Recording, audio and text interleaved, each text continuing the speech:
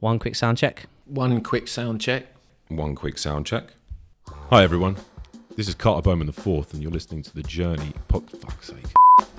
Hi everybody, this is Carter Bowman IV and you're listening to The Journey podcast with Russell Hewes.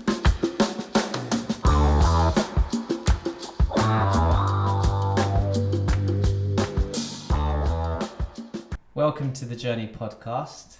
I'm Russell Hewes and today we're joined by Steve Pisano, our co-host. Hi Russell. Hi Steve, how are you? I'm very well, looking forward to getting going. It's been 4 weeks since we were talking about your life. Yes, it's been quite a long time. Why don't you start us off by giving us a run through? Okay, well look, what we're really doing today is we're looking at the final episode of 3 of the life of Russell Hewes and his business enterprise. We'll get into the detail of that in a moment. Just to remind everyone that we had in our last episode a guest, Carter Bowman, which we hope that viewers found interesting. I certainly found it very interesting to listen in on most of that and make the odd contribution. And before that we had 2 episodes of Russell, which took him up to the age of 21, where he had 3 jobs, and we left on a kind of cliffhanger with an 18-month suspended sentence. However, we're not going to start today at that point. We're going to fast forward to the present, and today, this final episode, the starting point is where we are today with Russell Hewes Limited. We're sitting in Russell's office. His office is one of a number of spaces for which he uses for his business, and I'm looking at a piece of artwork on the wall, which perhaps you could tell us a bit more about, Russ. Thanks, Steve. Just to clarify, it's not the last episode, it's the last episode of me exploring my journey.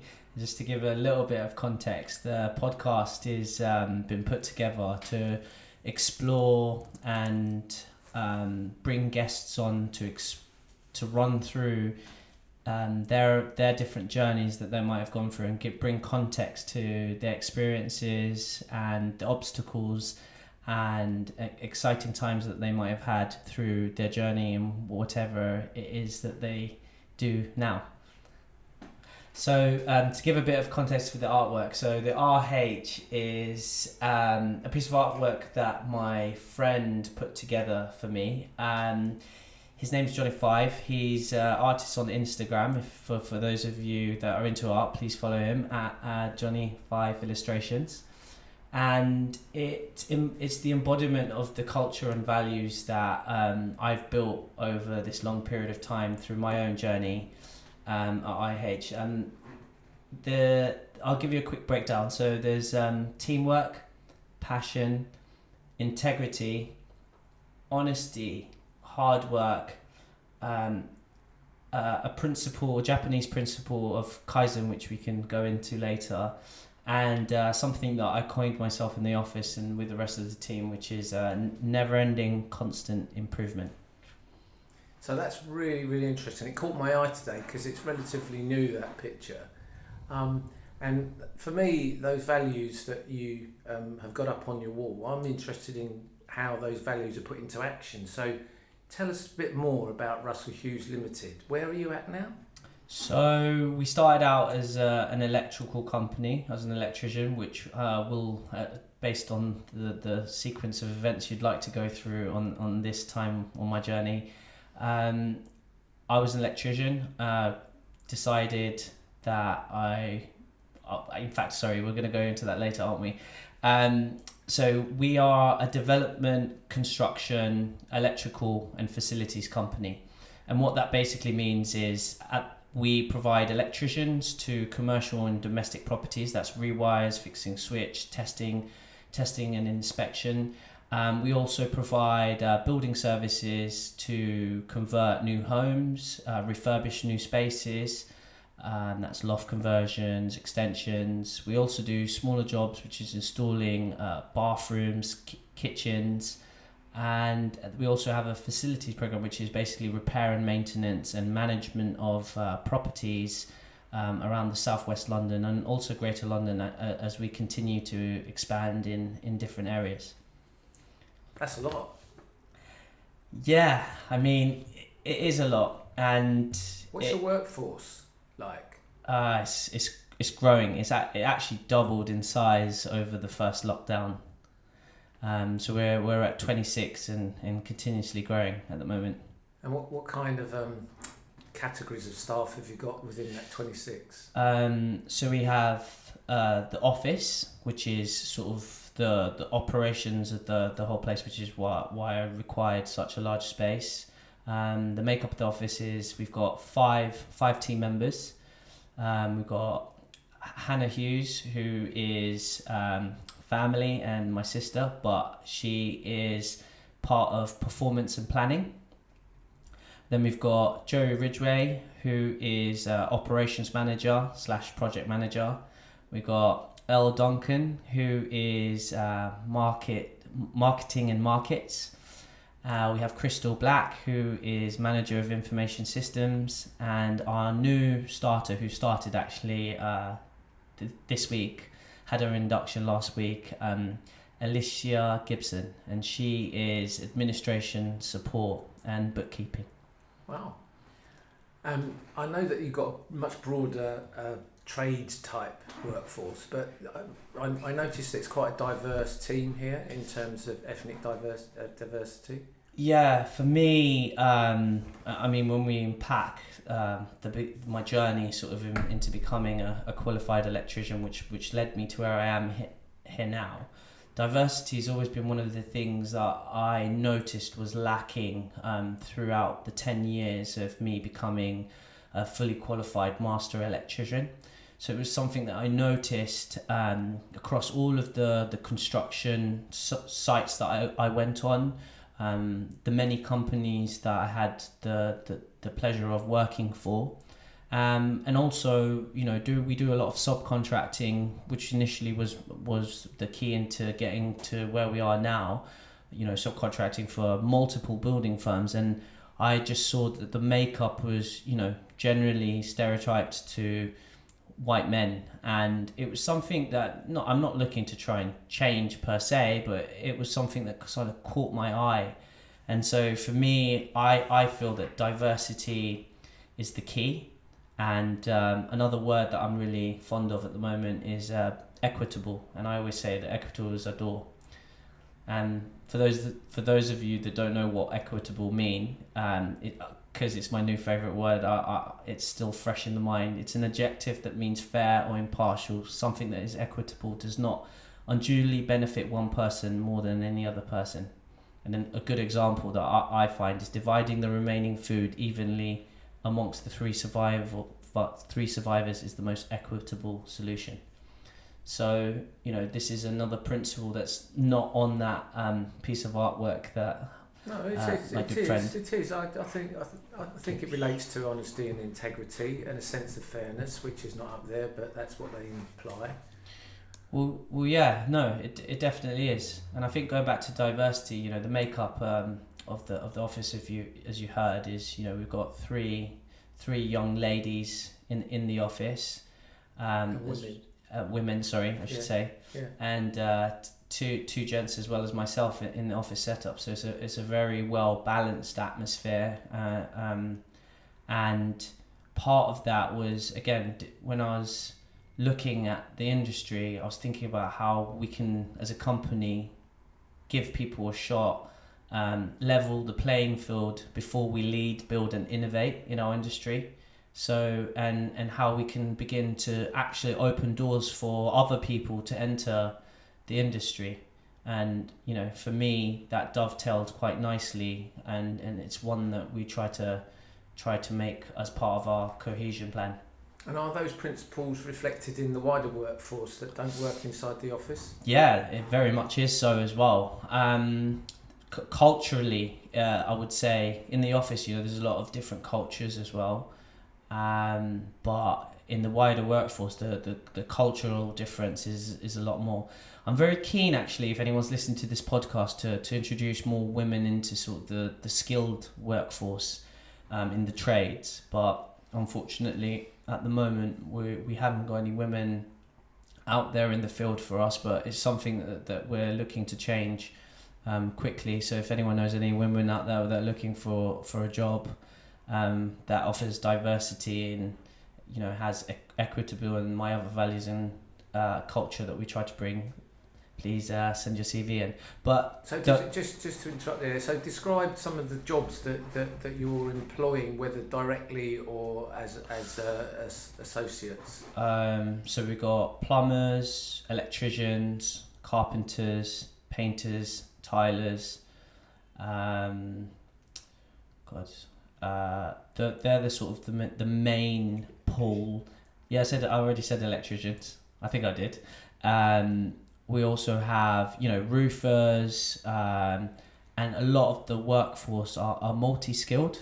So we have a head of building and a head of electricals, and they have a vast amount of experience, either matching or exceeding mine, who sort of oversee the majority of the work out in the field. You have a lead electrician as well, do you not? Yeah, lead electrician. Yeah. His name is Matt Batrick, and our head lead builder, which is Lukasz Zidzinski. Okay, so tell us a bit about the company in terms of the kind of, you mentioned earlier the kind of jobs that you do. What's currently on the books in terms of some of your interesting jobs that you're doing? Well, yeah, we have loads. We have kind of a wide variety of jobs. As you could, we're in this stage as a company where we've recently, for the first time, brought out a 3-year rolling business plan. It's something that I didn't have before.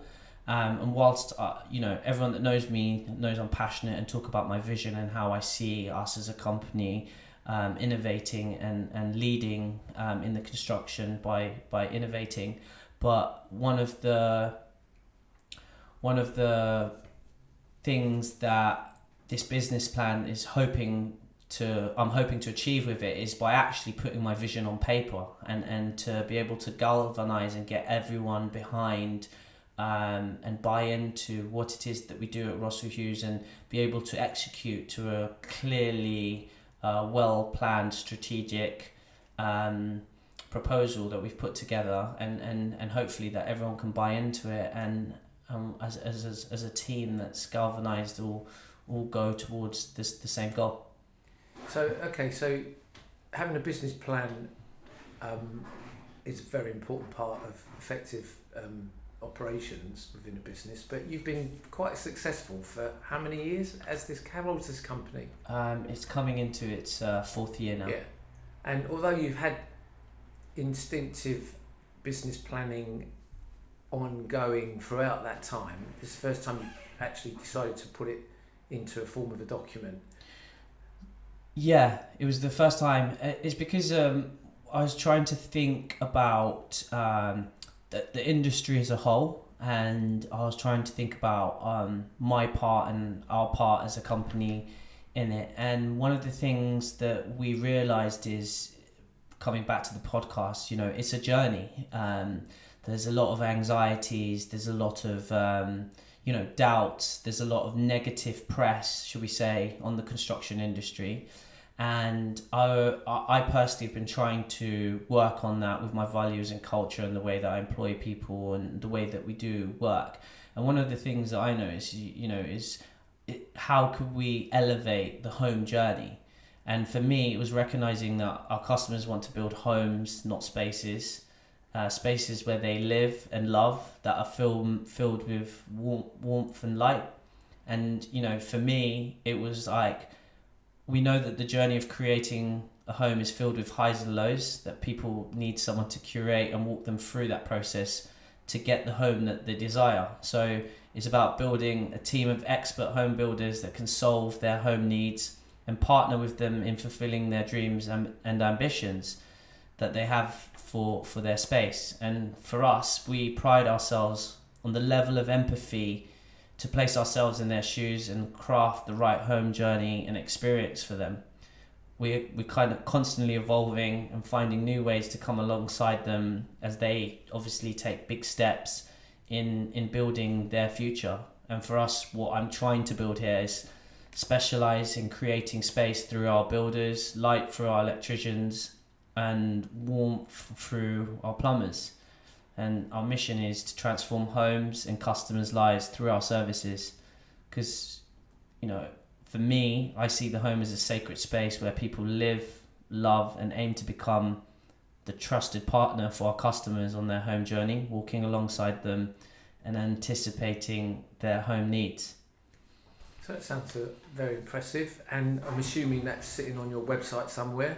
It's not. We just actually had a brand new website built as well. Yeah, there's so many things going on at the moment. I'm trying to really push on all fronts. Number of fronts, yeah. Yeah, so we've got brand new websites just been built. It's been about 6 months in the process.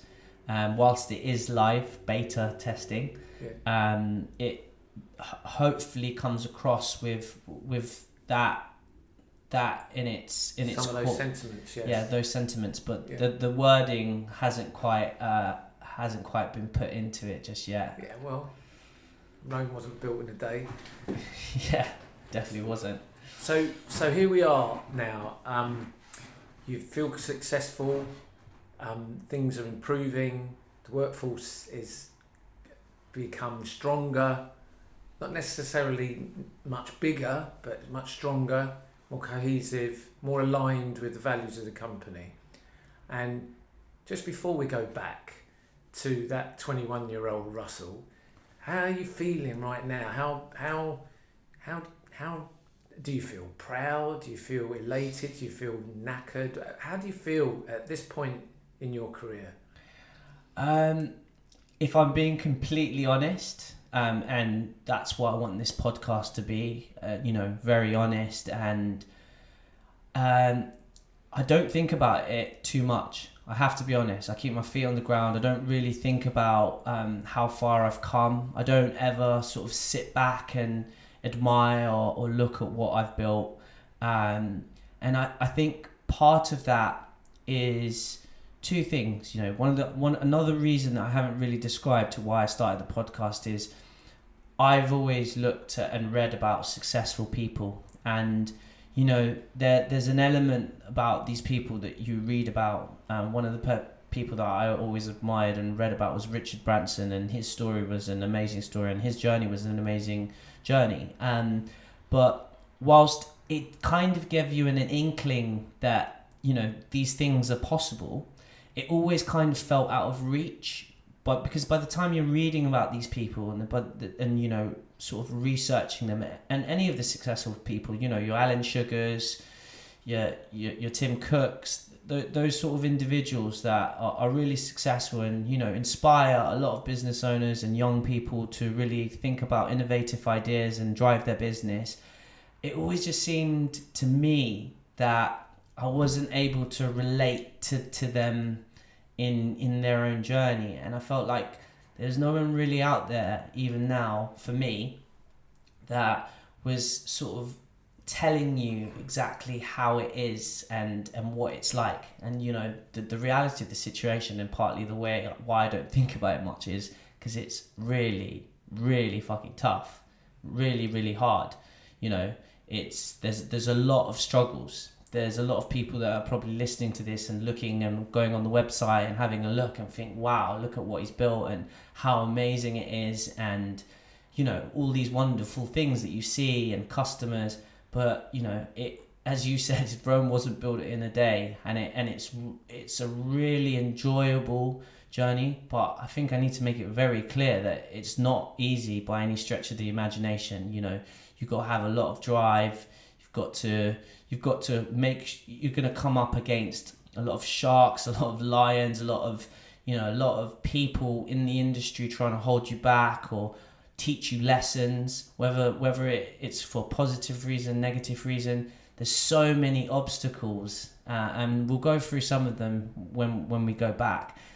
that you have to go through. And I'm hoping that me being able to be on this podcast and bring other people talking about their journeys is give a little bit insight into young people and other people who are thinking about starting their business, that, you know, not to be afraid and not to be worried, but to really have an understanding that it's not just as simple as wake up in the morning, coming up with an idea, and then, you know, all of a sudden it all starts coming together. It's hard work. And I now honestly see that to become successful in anything, I've always found, you know, it's about hard work. It's about taking the knocks that are definitely going to come, the highs, the lows. But if you were able to have, you know, that resilience and that can-do sort of attitude, positivity, all of these things are going to be very helpful in whatever it is, whether it's getting a job or deciding to start, you know, a different career or new studies. I think it all of those things apply. Perseverance was my best friend, literally, and still is today. So hopefully, before we go back, that's one of the messages that I just want to pass to everyone. You know, it's anyone can do it. Whatever your dreams or goals are, any single person, woman, man, boy, child, whoever can do it. But, you know, you've got to be aware that you're going to have to roll your sleeves up and be prepared for whatever's going to come, and you know, try your best not to give up and just keep going. Well, that's why you've got hard work as one of your principles on your artwork. I mean, it's not really about me, this podcast, but I've been in education for a long time, but in sport for the last 10 years. And it's a generally well-known fact that talent is important, but it's dedication, discipline and hard work to utilise that talent that makes a difference in whether you're going to succeed or not. So, you know, everyone's out there trying to improve on previous best, and that's the work ethic that gets people up in the mornings and continues to drive them forward. All right, so I'm very pleased and proud to speak to the 32-year-old Russell at this point in time. 33. God, just put a year on you, or off you. I was speaking to the 21-year-old Russell at a time when you were in that position where we last left off in the podcast, where you were doing that voluntary work at Coram, which is where I was working in the IT department. That was one of 3 jobs that you had. You got out of court. You're determined to make a success of your life. So, can you pick the story up from where we left off? Yeah, no, I'll be happy to. So, I mean, going back, as you said, I was 21. I just got a suspended sentence, which was obviously a relief, but at the same time was quite a difficult moment for me as well. I didn't actually have a criminal record, because a suspended sentence means you don't get a criminal record. It means that if you do anything again, get caught, stopped, anything, they'll haul you back in for whatever they deemed that you've done, as well as bringing back and raking up the past. So, you know, I was thinking about that at the time, and I remember thinking, Jesus, I'm always getting stopped by the police, you know, for various different situations, various different reasons, and I was like, how am I going to get through 18 months at this age where I was 21, and I felt, you know, that you know, I basically felt it was going to be a little bit of a difficult task, and I think it was one of the first times that I decided I'd already made immense changes in my life already, and I guess it was the first time I started thinking, now I've kind of, you know, dealt with that challenge. Now I've got to start making decisions onto what I'm going to do next. So I had something to focus on, so as not to allow me to get into trouble. One of the things actually that helped me at that time was playing football. You know, I hadn't been playing football a long time. I wasn't that great at football, but some of the things that we talked about in the past about me constantly wanting to improve. It gave me a bit of direction in terms of, I was staying out of trouble that I would have probably been in, because it gave me focus. I was training on Wednesdays with you at the Bank of England, playing Saturdays, started in the 5th team as a striker, worked my way up to the 4th and 3rd. And one of my good friends, two of my good friends, one that I went to school with and grew up with, Colin and Ed, one of my best friends, they decided that they were going to go on their gap year and go travelling to Southeast Asia. So at the time, obviously, I had all this money that I'd been working and not been spending anything, and I think I had like 6 or 7 or 8 grand, which at that point was a lot of money for me. And I'd created a few goals. I've got this piece of paper. I always used to write my goals at different points in my life, and one was to go travelling, because my dad, I knew my dad had travelled the world and travelled a lot, even when I was younger, with his job opening casinos around the world. And the other was, to save this money, but to try and enjoy life a bit more and enjoy those moments. And for me, when I heard about this traveling, my two friends that I grew up with, they'd already planned the whole entire trip. I literally just bought the ticket the next day, told my mum, my sister, I was like, yeah, I'm going traveling in about a month's time. And for me, it was the perfect opportunity to sort of get away from this challenge and this problem that I had on my shoulders. And yeah, so I packed my bags and off I went to Southeast Asia at 21. So how long did you go for? So initially, it was only meant to be going for 1 month, and my two friends, one ended up coming back home after that month, and the other one got lost somewhere in on the trail, because we went to Thailand, Vietnam, Cambodia, Laos, and Burma. And this is back then when gap years I don't think were a common thing at that point, especially not to Southeast Asia. It was like kind of the beginning of the trail.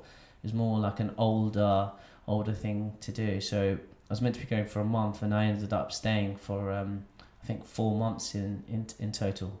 So it was an amazing experience, because at first I got to go with my friends and coming to a new culture. Obviously I was born in Kenya, and just that warm climate, friendly faces again, everyone's smiling. I think part of that trip kind of reminded me who I was and who I am. And because obviously being mixed race out there, they all thought I was half Thai or half Vietnamese or half Laoan or half Vietnamese. Wherever I was always greeted with this friendly smile and accepted as sort of one of them. And also by the people who were travelling the trail. You're travelling through all these countries, and as I said, at this point it was all untouched. You go into places, the islands like Koh Tao and Koh Phangan, and scuba diving, and there are no bars and clubs. And because I went back 4 or 5 years later, and it was completely changed. And obviously what I hear about it now, it's basically like going raving. It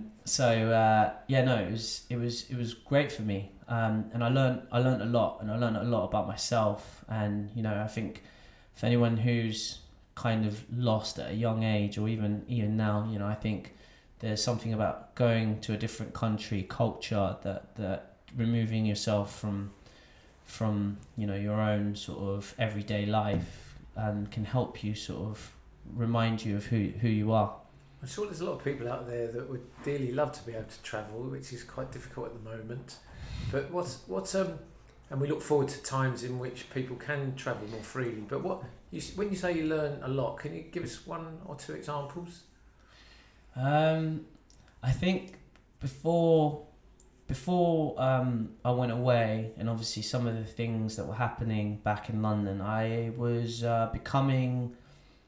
I think I was still angry, I was angry at now the system. I was angry about, still, even though I knew I was lucky having lost my dad, there was a lot of anger inside of me as a teenager that I hadn't really dealt with, and frustration, and the way I was carrying myself, whilst generally quite positive, there was this other side of me that I knew wasn't a great thing, and it was one of the reasons that I decided to go traveling immediately, because this 18 months suspended sentence was hanging over me, and I kept thinking that if I get put in a situation, how that it could be very easily for me to end up getting in more trouble. Were you frightened of erupting or losing control or something? Yeah, I guess it was part of that, part of also being lost, and even though I'd driven myself to a point where I'd proven to myself again that I can do it, yeah, I didn't really know what I wanted to do next.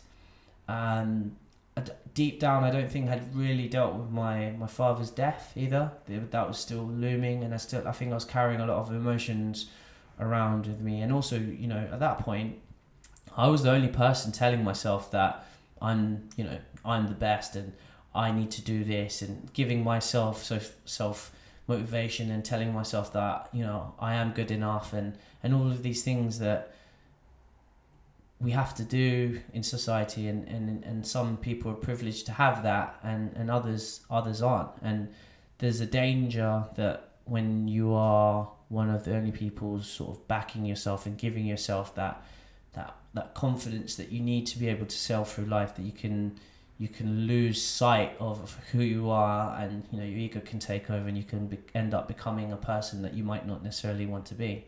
So I think going traveling really helped sort of reground me, remind me. There was something that everyone kept saying. It was like, oh, you have a wonderful smile. You like always sort of always complimenting me about my smile, and I noticed that I wasn't smiling anymore back home in London. Maybe across with my peers and my friends, but like I said in the beginning of my journey, when I first came here, I was smiling and saying hello to all these people who was like, who's this nutter?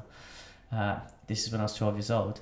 And I guess I'd lost that, my smile had turned into a frown, and, more sort of, I think, the youth of today will understand, you need to show confidence, and what you're looking at, don't look at me, why you look at me in the face, and that sort of demeanor that you're carrying around, because you might not have the positivity that other people might be surrounded by. Obviously my mum was positive, my sister was, and I had good friends and everything else, but yeah, but you can understand those protective types of behaviours and how they develop. You can clearly understand that. So yeah, and lacking a role model, I guess, is what I was trying to say. Yeah, well, you lost your dad at a very young age, didn't you? And so what you're saying about going to Thailand is that, and the rest of Southeast Asia, was that freed of the routines that you'd been immersed in for some years, and also free from any potential interactions with representatives of the Metropolitan Police Force, you were maybe able to relax and focus on other things. Oh yeah, fully relaxed. Yeah, yeah. And you could argue that that is a privilege to be able to do that, but a privilege that you earned through hard work and saving up for. So when you come back, what's your next step? Strange, actually. The first thing I did when I got back is I went counselling, because when we were younger, my mum tried to take us counselling, and me and my sister both had the same message, like, what's going to talk to someone else going to do? I know my dad's dead, like, I don't need to speak to some random guy to, and she really tried to push hard and take us to all these family groups. And I remember one time sort of like, you got this salt and you're like changing colours of it, and I was just like, what the hell am I doing here? And then when I went away, I realised, having relaxed, that there was something that I hadn't dealt with, and it's really weird. I just decided I was going to go counselling. So I went to my local GP. I think within 3 days of being back, obviously really happy, seeing my family, my friends, you know, sort of getting back integrated, looking browner than ever, feeling sort of, you know, like how I used to feel. But I went counselling, and it was at the time it felt really easy, and normally I struggled even with some of my closest friends to talk about my dad's death. I really did struggle. And so I went counselling, and you know, I honestly was so surprised. I just talked to her. She basically, I did most of the talking, and you know, she used to ask questions, and it was weird. It was like intuitively I was unpacking all of this anger and all of this stuff that I had inside of me, and it really helped me sort of let go of these sort of negative emotions that I had around. Because, you know, I alluded in previous episodes that I did realise that I was lucky because of the relationship that I had with my dad for those 12 years that he was alive before he passed. And so yeah, I went counselling, and it was really good. I got a lot out of it. And did you make any further life decisions on the back of a greater sense of self-awareness? Yeah, I such as went and got myself my first sort of career job. I went and applied for a job, got back, you know, went to Reeds, job recruitment, didn't really know what it was I wanted to do. And they kind of like went through some of the things I'd enjoyed, and before I went away, you know, the Phones for You, working at Quorum, you know, PC World, and they had this great this job opening at Safe Store. This storage company was one of the first people, you know, is becoming a big thing in the industry, you know, people storing their stuff. I think it's always been about, but and I went for the interview, and yeah, they sort of loved me, and you know, they were like wanted to take me on straight away, offered me the job the same day, and you know, it felt like there was a bit of a family unit there. The team that was there was this guy Barry, and he was a manager, and he kind of like probably saw a young sort of, you know, mixed race kid, and was like, oh, okay, he's eager to learn, and I could probably sort of mold and shape him. So that was my first job. What was the job title? Not first job, first career job. It was at that point, I think it was like storage sales assistant. Now we've got a bit of a problem here, Russell, because we have to make a decision. We have to make a decision as to whether we're going to go into the details of each of your career steps, or just get straight into or move forward to the first step into the industry that you're in now. If we went for the former, we're probably talking about another episode. If we went for the latter, we probably have got just about enough time to bring us up to date. What do you prefer to do? Let's go for it. Okay, the latter. The latter. Right. Okay, so you're a sales assistant. How many jobs did you have before you first got into training to be an electrician? I think there was 2 more after that anyway, so it was not, and very, very short. So basically, to quickly fly through that, sales assistant did really well. Within 6 months, made my salary for the company. Was aware of that, and again, it was back to the old way. I was like thinking, how am I going to be able to elevate in this company? And I stumbled across the people who used to store stuff there were some businessmen, the Italians, various different businessmen, and it got me thinking back to my old roots of business, and I stumbled across stocks and shares, and I started trading these stocks and shares, and then one day I made £4,000 off this stocks and shares. And I think for me it was that realization that this was going to be a long, arduous journey to try and get any sort of fulfillment at this company. So that ended relatively, I think within a year, just over a year, and then slightly lost, but really started to know what it was that I wanted to do. I knew that I didn't want to work for a big company, because when I was looking and exploring all these companies, the journeys inside of them just looked like you were just going to be held steadfast for years and years and years before you ever got any chance to really elevate yourself or elevate your pay. And at this point, I'm only 22 and I was earning like 18 to 20k. So, for me, that was really good money. I didn't even need that much money to be honest. Still at home with your mum? Yes. No, I moved out early. When I got back, stayed at my mum's for about 6 months. Then I got a flat in Kingston. So you were paying rent and managing all right? Yeah, I was paying rent, managing all right. And then I basically realised that I needed to find a career that would allow me the flexibility to move about, either whether it be travelling or creating what really was my passion, which was to start a business of some sort. And when I was exploring all these things, it was like, how can I get to a certain salary, not quickly, but and then once I reach that sort of skill level, be able to retain that rate, while, because I understood that when you start your own business, that you're going to have to sacrifice 2, 3, 4 years of having next to no money. So it was, if it didn't go well, didn't go wrong, that I could always sidestep back into the skill that I'd learned to earn money at any point, later down the years and so on. And I was lucky enough, I was having dinner at a good friend of mine's house, and his dad was the deputy head at the time of Lambeth College.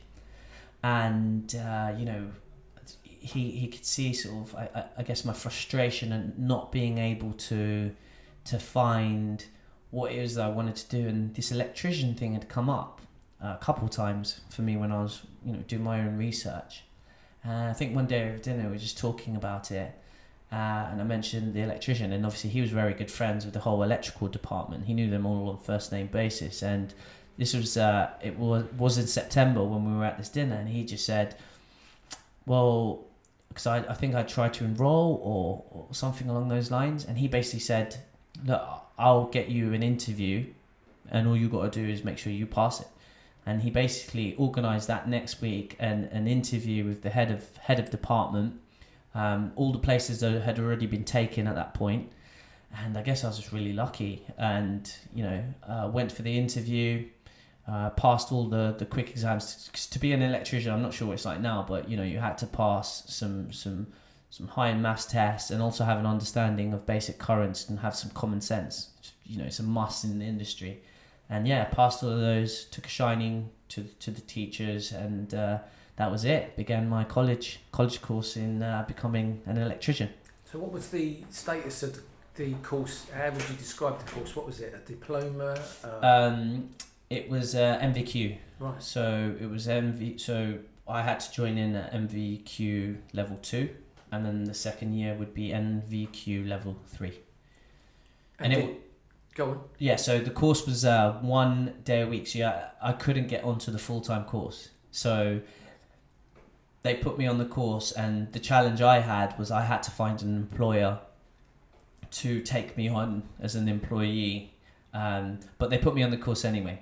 So I was just like, yeah, don't worry, I'll find someone. Because they basically said, it's really tough, you'll struggle to find someone. And I said, don't worry, I will find someone. And did you? No.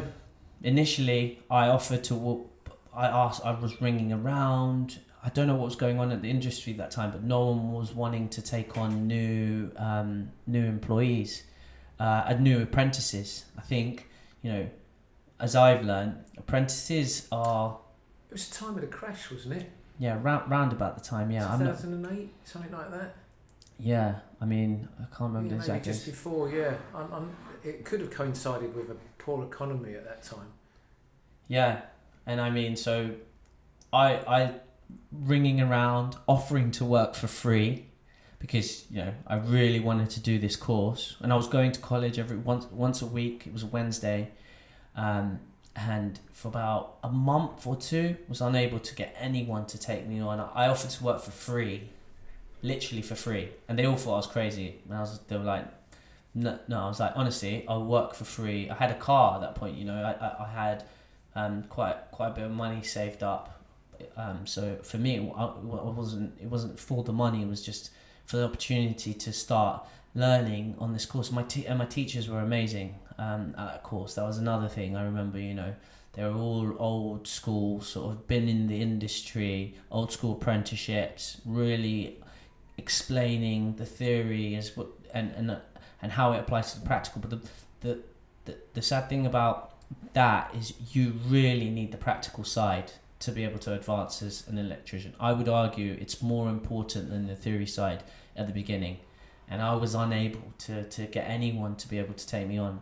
So I got a job with someone who we know as a labourer, and my theory was, yeah, fuck it, I gotta just be a labourer.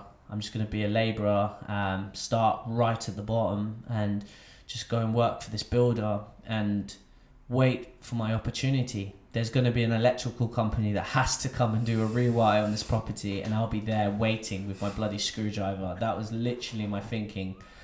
And so took this job with, I said, someone we know from the Bank of England, Matt Cannon, and he gave me a labouring job. It was like, I think it was like 50 quid a day. I was driving my car at that point, you know, and God, I remember it. So it was such hard work, just unbelievable, just hard. Like we were doing this house in Isha in the winter, and it was freezing cold. That was when winters used to be freezing cold, like snowing, you know, hands falling off. You had to work hard to keep warm. Sounds like slave labor, but it wasn't. But and I guess even unknowingly was the beginning of me understanding the actual trade that I'm in now. But at that time, I didn't realize I wasn't really taking notice. I was just waiting for that electrical company to come in, and you know, I actually worked with one of my good friends as well. At that point, I was moved to Tooting, and we got a flat together with my good friend Ryan, and so. He was not in a great place at the time, so I was just like, listen, come and just labour with me. I'll drive us to work, and it made that winter a little bit more bearable, being with one of your very good mates. You're happy with my flatmate, and then during this time, I was trying to start my first business, which was a clothing company. So cute clothing. Yeah, so I'm labouring one day a week at college and trying to start my first enterprise, which was, my belief was like, Tooting Market back then wasn't all these foodie shops, you know. It was like everyone had their own type of business, different cultures, Indians, Nigerians, like, you know, full of different companies. My idea was I was going to buy a screen press, come up with just basic ideas like snowflakes and, you know, Disney characters, and sort of, because that wasn't sort of my passion, was design. I just wanted to start this business, and I bought like 500 Fruit of the Loom t-shirts, and one of my friends at the time, Alistair, was beginning to get into graphic design, and I was just like knocking his door up, please knock me up a design, mate. And so he'd knock me these designs up, and then just like I'd go and press all these t-shirts and come up with different ideas with different people, and you know, you used to go down the market and try and sell them, and you know, 20 quid a pop, £10 a pop, £15 a pop, and while labouring, so times now kind of coming by, no electrical companies turned up, still going to college, and so Buster Carter Bowman, who was on the last show, very good friend of mine, he at this point was at university, as he said, in Salford, and he became really good friends with this guy called Luke Sims, and he was is from Wolverhampton. And Buster came and visited, came and stayed down at the house. We used to have parties at our house. It was like known, everyone used to come there and, you know, have fun. And he brought his mate, Luke, and obviously Luke saw all this equipment and was just like, what are you doing? And I was like, yeah, just trying to start a sort of t-shirt printing clothing company, like sort of, I just bought a heat press, I had all the equipment, and he was just like, "What, blood? You've been serious?" And he basically pulls out his laptop and he's showing me that he's trying to start this clothing company as well. And at the time he was called, I think it was like Street Royalty. Long story short, he had some clothes that he was struggling to sell. I said, "Oh, give them to me, send them down and I'll sell them for you." And he brought them down and I sold them all straight away, to friends and everything. So he had some really cool designs, really amazing graphic designer. And we basically hit it off, and I said, "Look, well, why don't we join forces and come together?" And sort of King and Queen Clothing was born, KQ. And that was my first business. I'm a proud owner of at least 5 of your t-shirts, yes, and you are. one hat and 1 sweatshirt, and I still got them. Yeah, a lot of people who I still see to this day who've got the KQ gear still wear it, and the quality. That was the one thing that me and Luke got right. And similar to what we do here at RH is we made sure we got the best quality garments and the best quality printers. And I think that's really what separated us from the rest. Because when people bought an item, they noticed it straight away. They'd wash it 10, 15 times, and they'd end up coming back and buying off us because it didn't fade. The cotton, it was organic cotton as well. That time no one was thinking of things like that. So we were really, in a weird way, I don't know if we were ahead of our time, but we were kind of going to MTV. We got into MTV. We were like selling our stuff at MTV Studios. Yeah, we really got pop-up shops. shops. Yeah, we really had some serious traction. I think the difficulty with that was obviously Luke was based in Wolverhampton, I was based in London. So when we were together, the synergy was unbelievable. We basically created the whole brand in 2 weeks, as in the shop, built the website in 2 weeks, my mum's house, on cups of tea.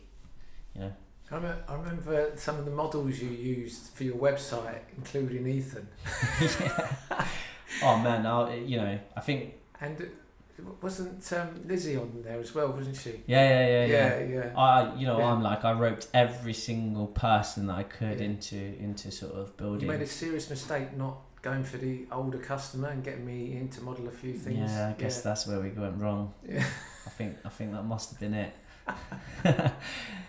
But so while this is all happening, and we can go into that in other episodes when we discuss other people's businesses, there was finally an electrical company turns up at this Isha project.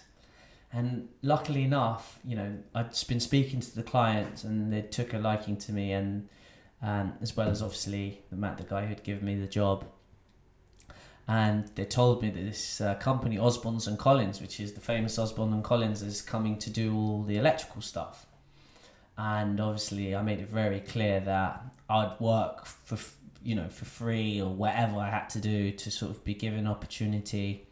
And as it goes, they were really, really busy, and they actually had to get a subcontractor in who was wearing all the gear to run the project at the time. And yeah, his name was Jason Lambert, and he's the guy who trained me, and that was it, mate. That was lift off for me in the electrical world. I got my opportunity and I seized it with both hands, and I made sure I was on it. And I remember after Jason had really helped me sort of develop. We're still very, very good friends, and I imagine he'll be on one of the podcasts telling us about his journey. He was very meticulous, very patient, had a lot of time to explain things to me, which is what I needed at that point. But after the job was done, because he was a subcontractor, he got he moved on, but I got taken on by the company on a full apprenticeship, signed, sealed and delivered. So that's where I started learning about, well, obviously I already knew about perseverance, but there's another example of where perseverance can get you. So that's really, really interesting. So you've got this apprenticeship, what does somebody who's going into becoming an electrician, what are they letting themselves in for? They if they're lucky to find a job with an electrical company, they've got to go to college, part-time or full. How long does it take? And what sort of exams have you got to pass? And how do you become accredited to be an electrician? So while you're on the course, you've got different modules, about 12 different modules, from health and safety to, wiring. You've got practicals. You've got all the theory side, learning about voltages and, all the different elements that go into the job. So on the theory side, you're pretty well versed by the time. The practical side is just, I've always said, and I don't know if anyone knows about the 10,000 hour rule, it takes 10,000 hours to be a master. And it's arguable a lot of all the trades and a lot of actual careers require this 10,000 hour rule. And I would 100% say that the electrical definitely falls into that category. You just need to get the experience required for you to become a good electrician. So, your first, we did a lot of commercial work there, which for me was amazing because I was learning the theory, but we were doing like schools and like big industrial estates. So, you're really understanding that the power's coming off the grid and it's getting transformed into a lower voltage, then getting transformed in again. Then it goes into this massive boards these massive containment areas in the back of the school that you're building, and you're running these massive chunky cables thick as your arms, and then you're watching it get split down further and further. So that for me it just simplified what can seem a very complicated and dangerous job. It really helped me to understand the simplicity of it. It is very simple. Electricity can jump, but only very short distances. It requires copper or other materials to be able to conduct, to provide what it does, light, power, energy, all the things that it provides. So moving on, I stayed there for a bit, and I experienced my first challenge in becoming an electrician. And at that point I didn't have all my tools, and I was the new guy, and there was this guy called Kevin, and he must have been getting bullied or the runt of the litter. He'd been getting terrorized, I think, from the moment he arrived and did his apprenticeship. And unfortunately, back in the day, this was sort of you were either tough enough or you broke and you fell into the heap pile of you're not good enough. That was the old school way, I believe, of how apprenticeships were. So when I first arrived, he was just basically licking his lips and rubbing his hands together like, finally, someone's come in to take my place. And, he, from the first moment I got there, started terrorizing. I think his mistake was to begin instantly terrorizing me. Carry my bag, boy, like all of this stuff. Just like, and I'm quite experienced in life. I'm not a man yet. I am a man, but I'm not like. And I've got this guy. He was quarter caste as well. So his family was from South Africa. So you'd think that, he'd be like, oh, okay, someone of a similar ethnicity and culture, and sort of help me like how Jason had. He didn't. He was like, oh my God. Like, as I said, I'm going to make your life hell. I've basically had my life hell for the last 3 years. Yours, welcome to becoming an electrician. And yeah, within a week, he's just like, I didn't have all these tools, and he's like making me carry his tools, talking to me like I was his bitch. And I was just like having to bite my lip because I'd worked so hard to get to this point. Racial slurs. I started experiencing all these things and just thinking, like, Jesus Christ, what have I signed up for? And, the other guys weren't necessarily joining in, but they could see, obviously, he'd been taking it for so long. And I could see what was going on. So I quickly adapted to the situation. By week 2, I was just like, this guy's never going to speak to me like this ever again. And so I quickly... I went and spoke to the head at the time, and I said, "Oh, can I please buy every single tool? I haven't got enough money to buy it all. You know, it was like almost over $1,000 worth of stuff, tool bag, every single tool that I needed to be able to carry out my job effectively and efficiently." And I just said, please just deduct it out of my wages, you know, and it set up a plan. I didn't say anything about this guy who was basically terrorizing me and trying to have me as his muse for what he'd been through.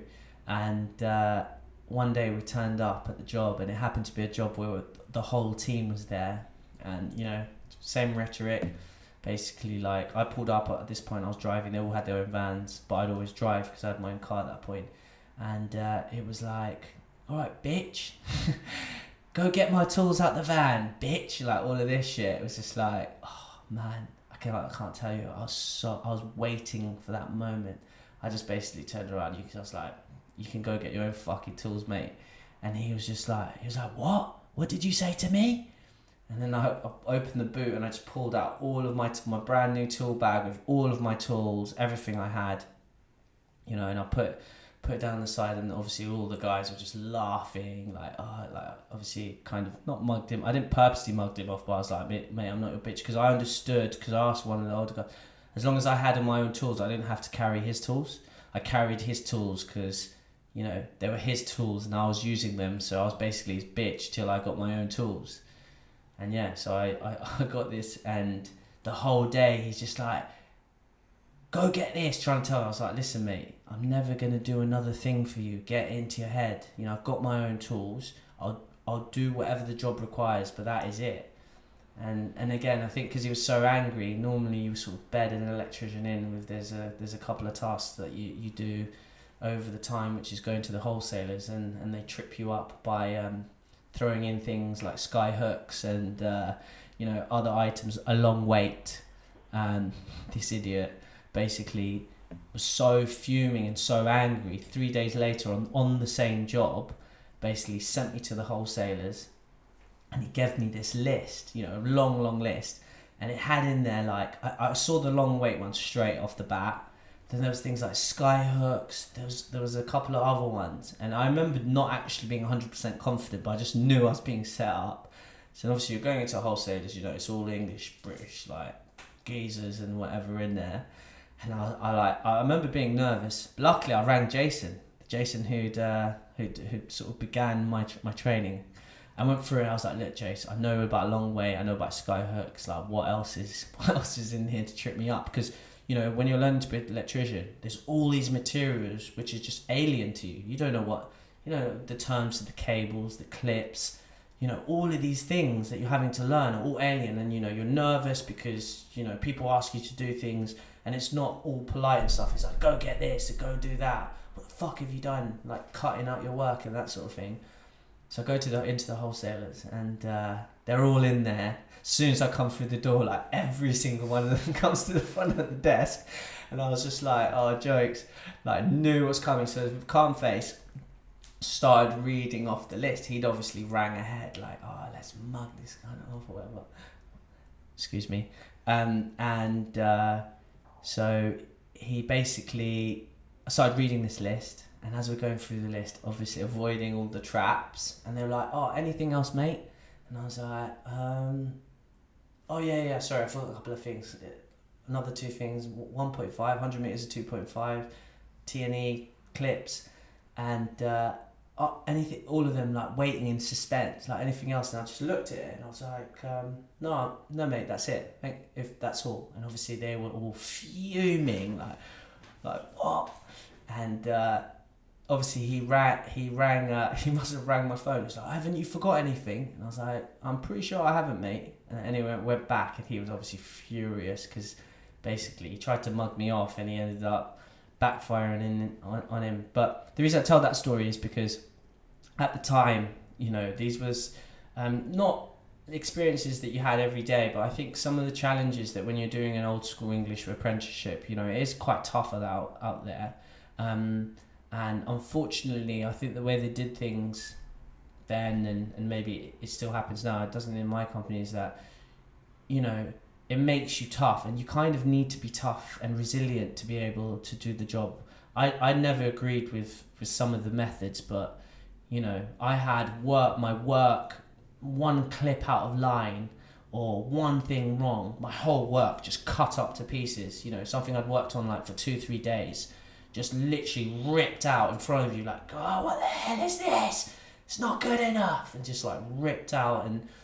And at some point, some of these things can be soul destroying. But I think the ones who did experience that and I'm not saying I'm an advocate for it, but did survive, like there's another thing it builds inside of you that I don't think any other way. Life will probably give it to you eventually, but you're learning a few lessons in a harsh, direct way. And I think I look back and I don't think it's fair treatment, and it's for the people that it truly does break that worries me, and the ones that might not be able to handle it or have tough enough skin to be able to deal with this, because it is pretty much bullying. And the thing is that you may well have come through it. A lot of people go into that situation with different characteristics. Some will survive it, some will be put off. The most important thing is, what do you learn from it, from the historical past, and how do you represent bringing on young professionals in your own company? What processes do you choose? Would you adopt those practices, or would you go for something much more humane and developmental and positive?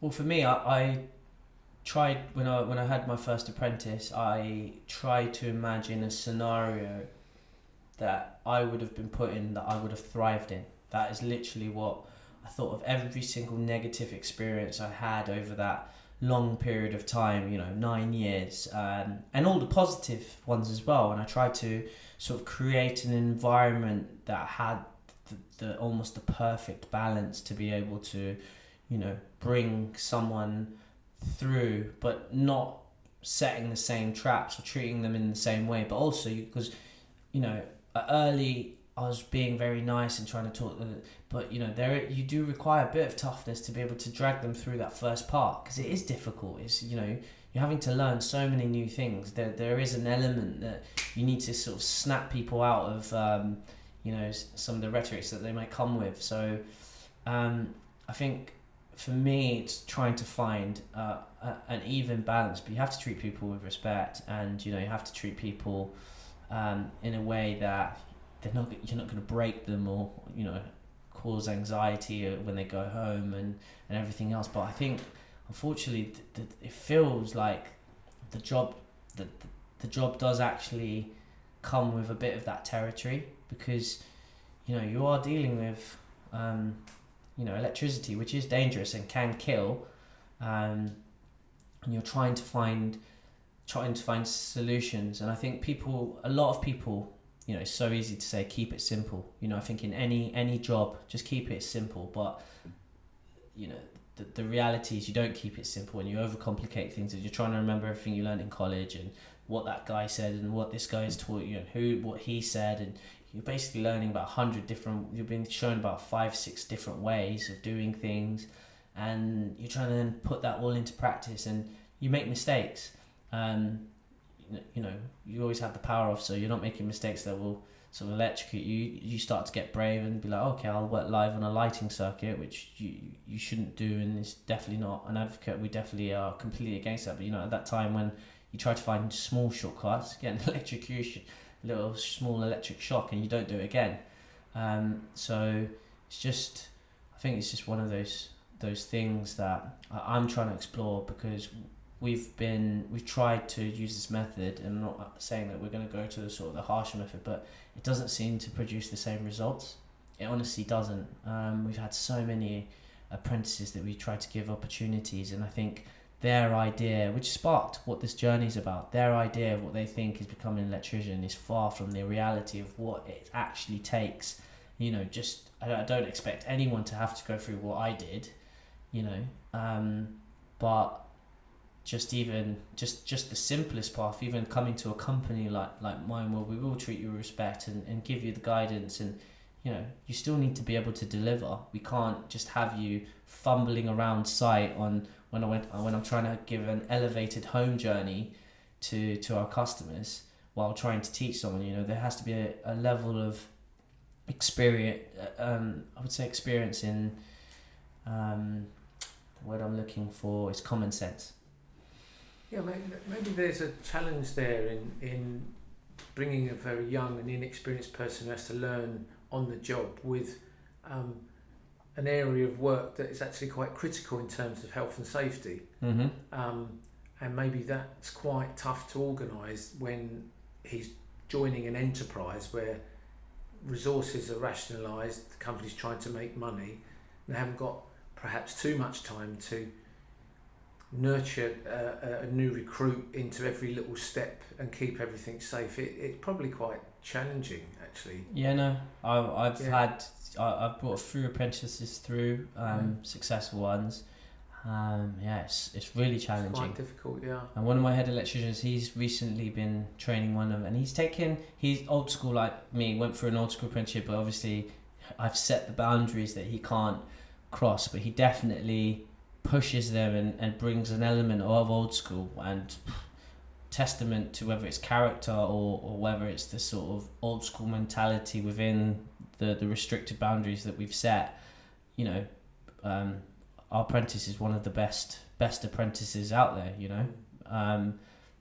And like I said, sometimes I have to step in because I think the boundaries are close, but he's fine, you know. He sees it as it what it is, that he's being trying slightly to be toughened up in the right way to prepare him for the challenges of the job.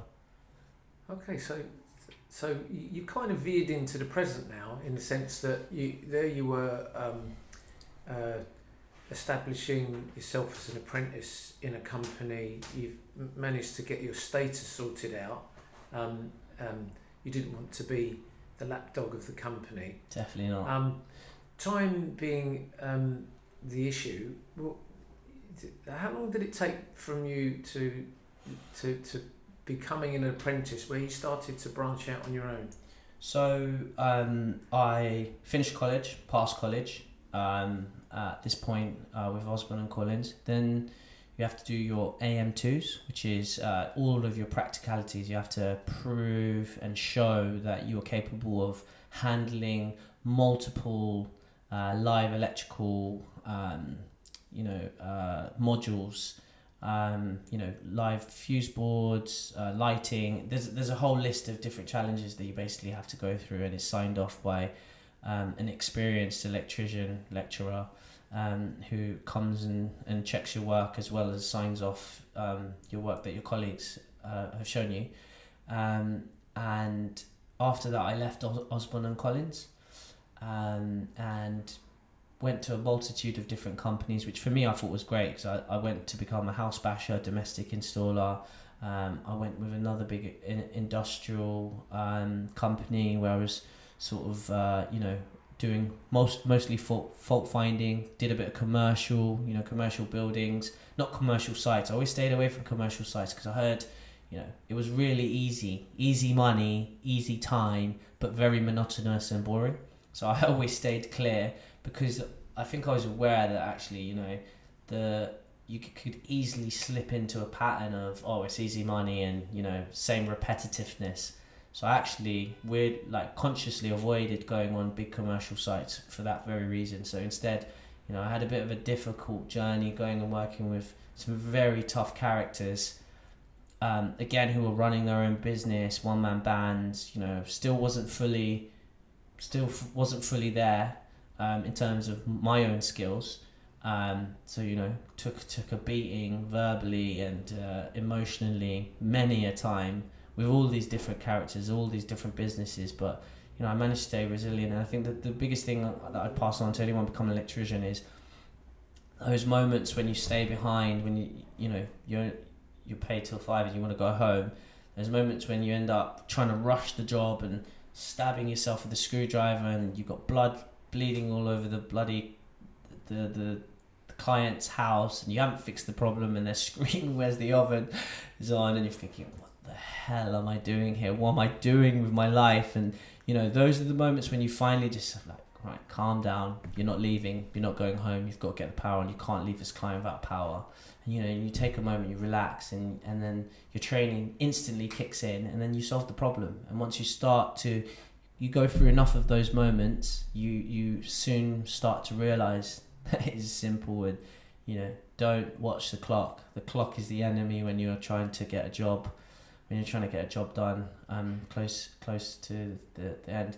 But so can I just interrupt you there? So what you're saying there is that, in talking about your experience, is that your mindset is just as important as 100%. anything else. Yeah, 100%. Your mindset is one of the most important tools you have, because you're on your own a lot of the time as well. For me, I loved it because I was always in a different place. Sometimes you're working in big gangs, other times you're on your own, and driving to different places. Every job was different. Every job had a different challenge. You're constantly having to think the amount of miles you're doing on your feet, moving around, trying to fix problems. So for me, it was just learning this vast array of different elements of electrics throw up, and understanding it, and understanding all that really helped me become a master electrician. And I think that it's that 10,000 hours. I was. And how do you teach that? I mean, you've brought on you've had some failures, but you've had a lot of successes. Yeah. How do you teach that mindset to young apprentices? I think in the beginning, spending a lot of time with them and understanding and explaining, because the expectations nowadays is like everyone expects their tools to be bought for them, their uniform to be bought for them. So it's difficult. How do you teach someone to be responsible for their tools? The first, about my experience about being responsible for your tools. So these are the things that are really important, without having to treat someone harshly. And I feel that gets lost a lot of the time, because they're getting their tools bought for them, they're getting their uniform, so they don't really care about it. They don't really understand the value. Why is that shift from the past to the present? Are you saying it's standard for? Yeah, it's standard, isn't it? It's part of the laws that govern us. It's part of if you have an employee, you need to provide them with everything. And I think the old school way was like, this is your trade. The real apprenticeship is, we're going to teach you. We have the knowledge. We're going to teach you the skills so that you can learn to be a master. And part of that process was like, you're slowing me down. You're not making me any money right now. You're costing me money. So some people, I guess, is like, well, I can do with you what you want because you need what you need from me. And then as you start to pick things up, the level of respect increases, and you start to do things and you get trusted. And I think it's that build up of when you're in a proper apprenticeship where you begin to rise. And I think that it's difficult with young people having high expectations and high understandings of what the world is like, and you can report or say anything and whatever, you've got to treat, which is the right thing. But I think what is missing from that is they don't really learn the real important lessons and values that I think you need to be able to respect your tools, respect other people's homes, all the things that I think are important sometimes get lost by in the old way. Well, in the new way. Things change, Russell. Yeah, things change. They always change, and that's your challenge. And you've passed many challenges throughout your short life, which you've talked about, and that's another one. How to, without deploying old school techniques, how to get the best out of people, and especially not just develop their skills, but also their appropriate attitudes as well. So here we are, all these years later, and you've got a business, you've built it up. We'll have to miss out how you built this business up over the last few years. Yeah, I think we can talk about that with some of the amazing characters that we have lined up, and an amazing journeys. I think, for me, if we ever need to do an infill, if someone doesn't turn up for whatever reason or lockdown continues, then we can always explore that at a later time. But for me, I'd hopefully given enough insight into my own journey, and part of the reason why I felt important to give a lot of insight for those of you that are still listening is, you know, I thought it might be unfair for people to come on and ask them to sort of explain their own journeys and make decisions about what they want to uncover and what they feel comfortable with. And, you know, it's only fair for me to lead the way and unpack my own life and my own journey. And I'm sure that when we have some of our other guests, we'll be able to, you know, bring back some of the other stories that I have and quickly chip in with some of my own experiences that probably align or will give more insight or context into understanding the world out there. And I think this format's working because not only have you led the way by talking across 3 episodes, but I really noticed when we had Buster Carter Bowman on, how he wasn't quite sure what he was really signing up for prior to us starting the interview, and I could see him growing into it and finding it really useful, and just in the way that sometimes somebody focusing on you directly and talking about your story, it sometimes opens your own self-awareness up and brings aspects of your life that you hadn't thought about for quite a long time. He finished feeling really satisfied. Yeah, he did. He did. Yeah, I said to him he'd feel feel good after, and he really did. And that's the, sorry to interrupt, but that's the invitation to future that's the invitation to future guests. Yeah, agreed. That you're not just giving, you do get something from coming on to the journey. Yes, Steve. I think we better end it there for all of our listeners. Thank you once again for helping co-host this and unpacking my own journey. Hopefully I've given people some insight into what life is like becoming an electrician, and even more so the beginnings of my journey, how some of the hardships I went through actually, you know, I owe to shaping the person I've become today. Well, thank you. You've been very courageous and very frank, and I'm sure a lot of people have benefited from listening to you. Thank you, Russell. Thanks, Steve. And guys, please be helpful if you could leave any comments or any questions or any guests that you'd like to see. We've got a long list that we're going to begin exploring next time. Thank you.